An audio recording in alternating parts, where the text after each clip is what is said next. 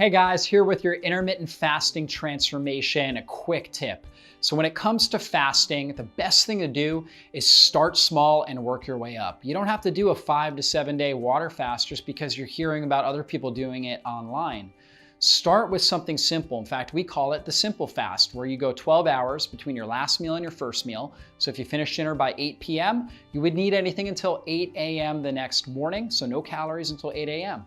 Once you've mastered that, you can go up to what we call a brunch fast, 14 hours between your last meal and your first meal, and then progress from there. From my experience, people that are healthier in general, they're going to be able to extend their fasting window and build what we call their fasting muscle, where they're able to go longer periods without food easier. And it's going to be an easier transition for those individuals than people who are struggling with chronic health problems. So just give yourself grace and slowly but surely start to build that fasting muscle, challenging your system. And of course, when you do eat, I always recommend eating really well, nutrient-dense foods, making sure that you're eating until you're fully satiated and you're full. You're not trying to just, cut calories when you are in your eating window. So just remember that. Start small, work your way up. So that's tip number one. Number two is make sure you're hydrating well. I always recommend starting your day with at least 8 to 16 ounces of water.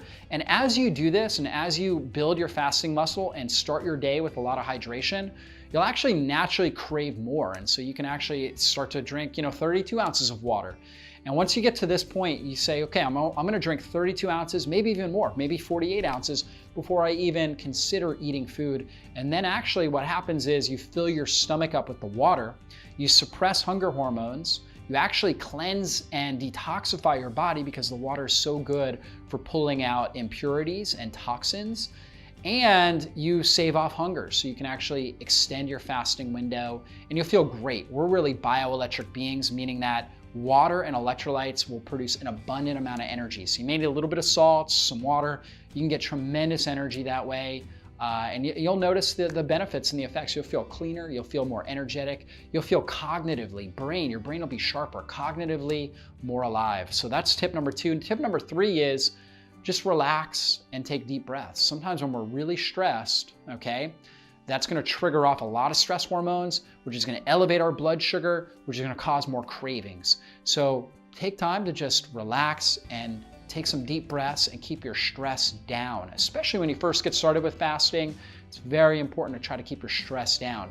After you start building your fasting muscle, you'll notice that your body's more resilient. You can handle higher levels of stress. In fact, you can even train and exercise your body at a really high level, even if you haven't eaten in a day. You could even do like a 24-hour fast and still work out intensely with weights and have no problem. But in the beginning, it's very important to keep your stress levels down.